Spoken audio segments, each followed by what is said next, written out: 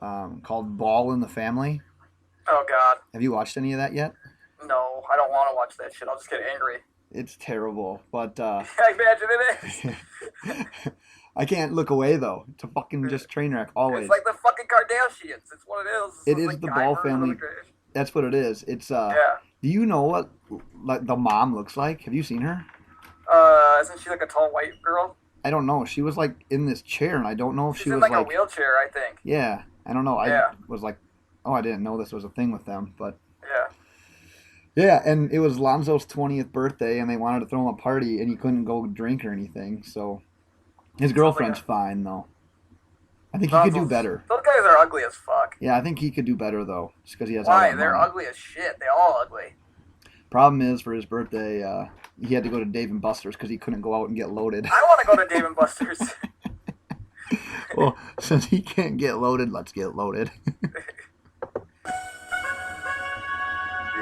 yeah, yeah. We all mine. Oh, yeah. Come on. Go ahead, living it up. To everybody that be living it up. Welcome to the Loaded Box Podcast. We never finish first because we finish last. Dude, I hate Ja Rule. I know you do. That's why I played it. You know what? You should have played his DMX. The first bar I went to last night, I don't know who was playing the music on the jukebox, but DMX just kept coming on. And I kept listening. I was like, everybody shut up. This DMX song is on. Like, I forget how much I love DMX. It probably was DMX. He's the only one playing his own stuff anymore. It was incredible. And it was just a bunch of white people in the bar. I'm like, what the fuck is here playing DMX? Oh, so you were the one black guy in the bar. You and DMX. Surprised you didn't try to kick him out. What's up? I said, so you and DMX were the only black guys in the bar. Yeah, I guess so. Oh, did I send you the picture of Jeff Fisher? Yeah. That was That was the text intense. message. Did I put that on Twitter? Was that a real person that you saw? Yeah, it was a real person. It was like the bouncer at the bar with the guy who takes IDs. How did you get that close to his face? Like, aren't you like I scared? zoomed way the fuck in. Oh, you had to have been. What do you have, a freaking like telescope on your phone? Like, I would have been scared to take a picture of that guy. I was trying to plan it the whole night, and I was like behind a buddy, and when he moved, I just hit it right at that time. It was perfect. He looked like the devil version of Jeff Fisher. He looked like Jeff Fisher, though, didn't he? Scary. I gotta put that on Twitter. Scary version. Yeah. Well, this is the Loaded Box Podcast, and this is the Wild Card Weekend Instant Reactions episode. I am Ben. That is DJ. That was a heck of an intro. I don't know what we just talked about, but it was not football related, so it was all good. Yeah. Well, shit, let's break it down with the first game from Saturday. We have the Titans overcoming an 18-point deficit to defecate on the Chiefs, 22-21. What do you got here? I would say here, new era is our single syllable, right? I mean, let's be honest, we all kind of should have, I said the Chiefs will win by 100. It looked like they were going to win by 100. But we should know, it's Andy Reid and Alex Smith at home in the playoffs against this shitty Titans team. Of course they're going to find a way to fucking blow it. That's it for them, right? Like Andy Reid, done. Patrick Mahomes, time. I know. No more Alex Smith. It has to be it. It has to be. Because the Titans are so bad. They still were bad that entire game. Derrick Henry was the only thing they had going for them. But once Kelsey went out, they just, fell apart. I mean, Eric Decker was dropping wide open balls all over the place. Oh, yeah, that was a terrible thing all weekend was just drops. But, yeah, you said basically the same thing I did. Mine is off-season implications because of all the things that this game meant for both teams in the offseason. There was talks about Malarkey being fired by Tennessee. Literally, they can't do that now. He made the divisional round of the playoffs in the AFC. I don't think you can fire him anymore. The owner came out today and said that he had support for him. Derrick Henry, he talked about his stat line, 156 yards and a touchdown. DeMarco Murray, I looked it up today. You're welcome for that, FanDuel people. Yeah, FanDuel. Hope you listen to us. I just lost at the end there because of Cam Newton. But other than that, we had a pretty good week. Besides Keelan Cole. Yeah, fuck him. DeMarco Murray, he's due $6.5 million the next 2 years, but they can cut him right now with no dead money. Yep. He's already 29. They're going to go another way. That looks like Derrick Henry's backfield now. Yep. And you talked about Mahomes, and I'm there with you. It's not like Alex Smith played that bad, but once again, they lost at home an early round playoff game. This is the reason they brought Mahomes in. They brought him in to give that offense a little bit extra when it came time for playoffs. Yep. And yeah, But Reed was terrible. Kareem Hunt. he's always terrible. That's what he does. They're up by 18 points at halftime, and Kareem Hunt ends the game with 11 carries. That doesn't even make any sense. How do you even justify that? You don't.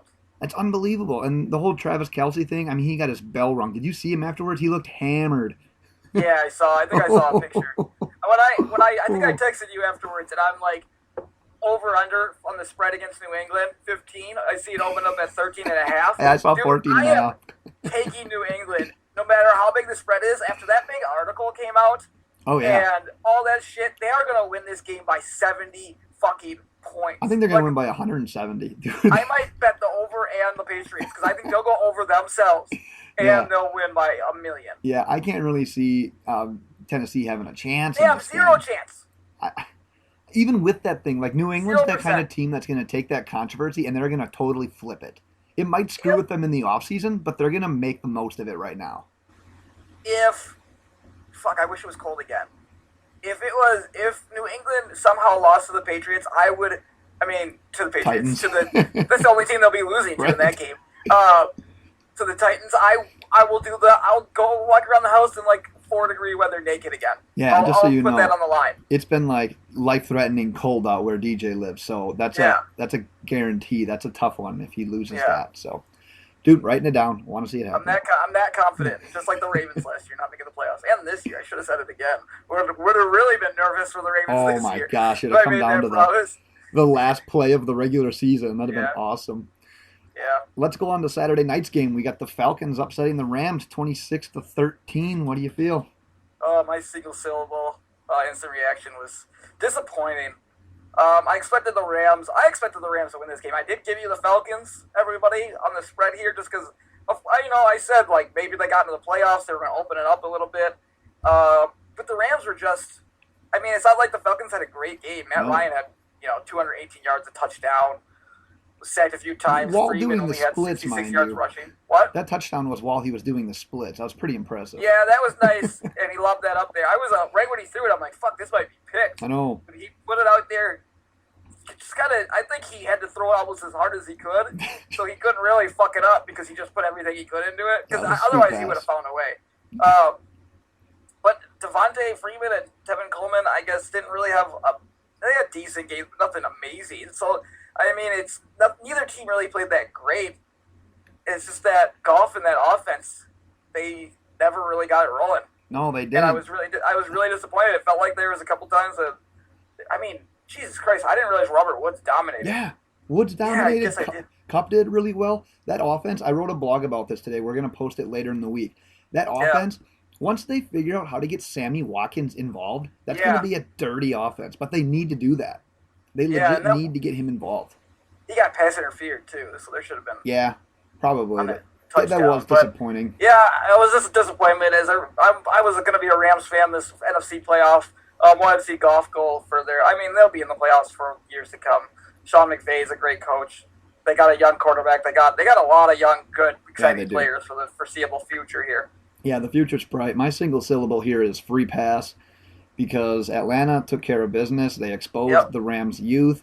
Now they get to travel to Philly without Carson Wentz. Yeah, that's nice. That is a free pass. I guess I realized it, but it just kind of clicked last night that Falcons were the only team in the NFC to come back to the playoffs.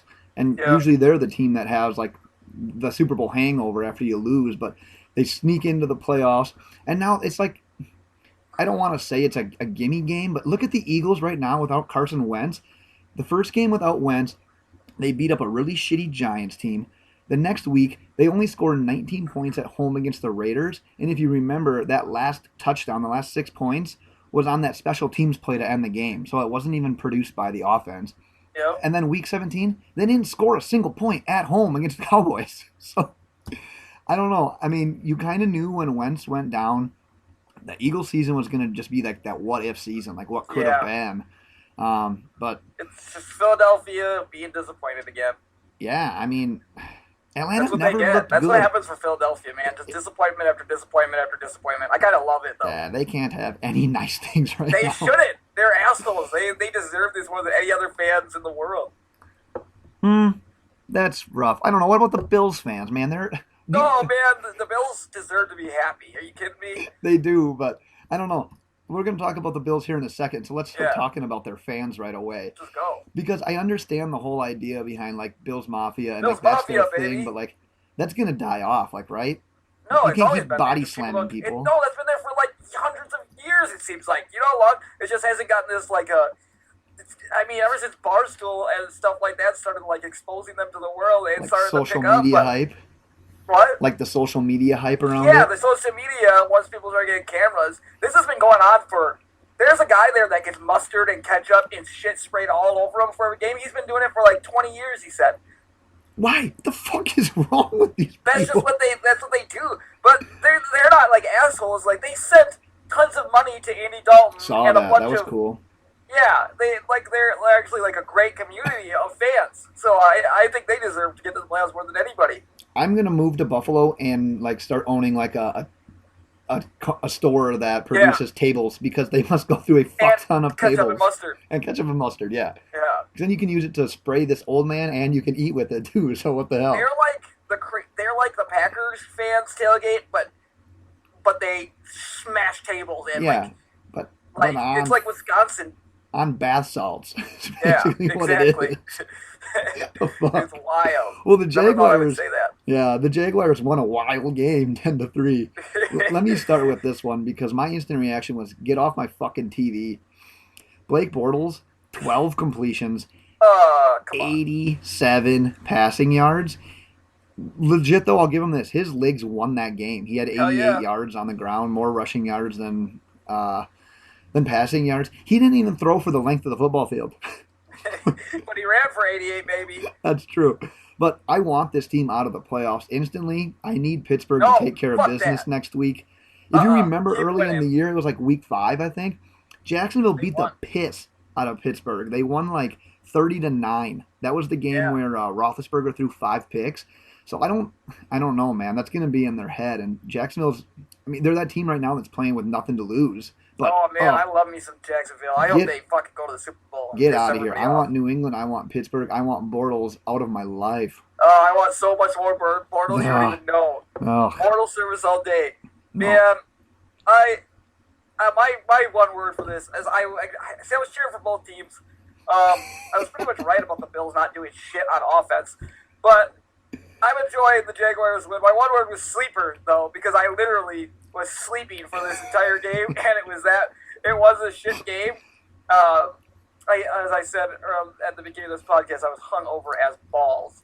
So that I just slept basically through this entire game. When I woke up, saw it was like 3-3 at one point. I was like, well, "This is a good game to sleep through." I think I might write a blog on like how do you watch football when you're so hungover, and try to give like tips. That would be a good one. Yeah, But- 'cause even if you wouldn't have been hungover, like this Yeah. game still would have put you to sleep. I might have fell asleep. Oh, but easily. you know, Bortles had the touchdown pass. You know, he's out here balling On 4th down too. on 4th down. On No, I fourth love down. it. They couldn't even get in.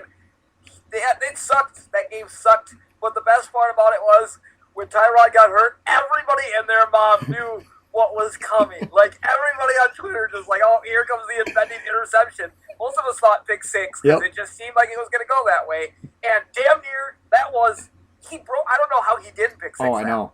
He broke all over it. He just ran into the guy, Jalen Ramsey, just ran into the receiver Yeah. and batted it, picked it out. But everybody, I was reading the blog how not only did he fuck that up, but like the first play where he avoided that sack, he ran for like 10 yards and And he then just fumbled. fumbled Yep. and like pushed the ball back in bounds. I thought that was hilarious. Yeah. Still there? He came in and he fumbled. Yeah. He got that's an what I was just intentional saying. grounding call. Yeah. And then he threw the interception. Yeah, that's what I was saying. He came in, he ran, made a good play, and then fumbled and left the ball in bounds like some kind of friggin' idiot. Yeah, what the fuck? Then gets the intentional grounding, and then he threw one completion, and my buddy's like, somebody texted me, is like, "Oh, he's gonna win the game." I'm like, "No, he's not. No, he's gonna no. throw an interception." And everybody in their mom, this guy.